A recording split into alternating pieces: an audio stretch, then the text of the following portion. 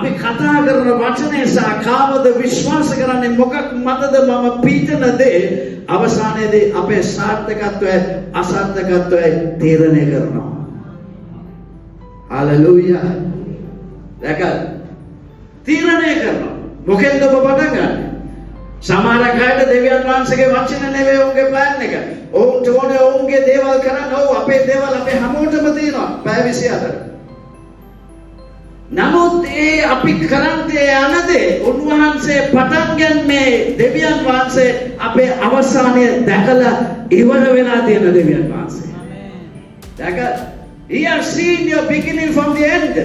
He know everything.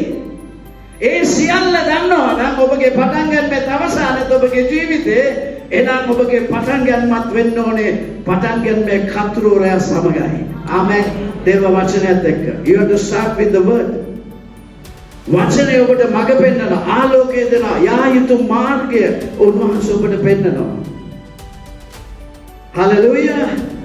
ඒකයි උන්වහන්සේ අද දවසේ අපේ ආරම්භය හරි වැදගත්. මම මේක කියනකොට මම මේක මෙනෙහි කරා ඒකයි මට මේක බලන්න නැතුව කියන්න හැකියාවක් තියෙන මේක කඩපාඩම් කරා නෙවෙයි.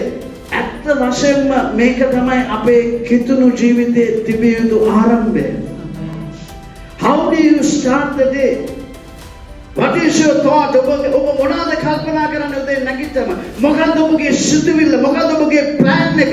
හෙට දවස් අද ඉරිදා මම church එන්න ඕනේ ඉරිදා නිසා. හෙට මොකෙන්ද ඔබ ආරම්භ කරන්නේ? හෙට දෙවියන් වහන්සේගේ වචනෙන්ද? ඔබ ආරම්භ කරන්නේ දෙවියන් වහන්සේගේ මඟ පෙන්වීම ලබා ගන්නද සුද්ධාත්මයන් වහන්සේගෙන්? ඒ සියලු කල යුතු දේවල් දෙවියන් වහන්සේ සලකන දෙවියන් වහන්සේ නිසා ඔබ උන්වහන්සේට සියල්ල කැප කරනවද? ඒක තුල ගමන් කරන මනුෂ්‍යගේ අවසානය වෙලා සමාදානයේ විපත්තිය නෙවෙයි බලාපොරොත්තු ගෙන දෙන සරස්මක්. Hallelujah. ප්‍රීතිය. There is joy what you do. දෙවියන් වහන්සේගේ යමක් ආරම්භ කරාම අපේ ජීවිතේ මොන දේ පැය 24 තුල ආවත් අපි තුල ප්‍රීතිය සතුට සමාදානය අපේ ජීවිතේ තිබෙනවා. Hallelujah.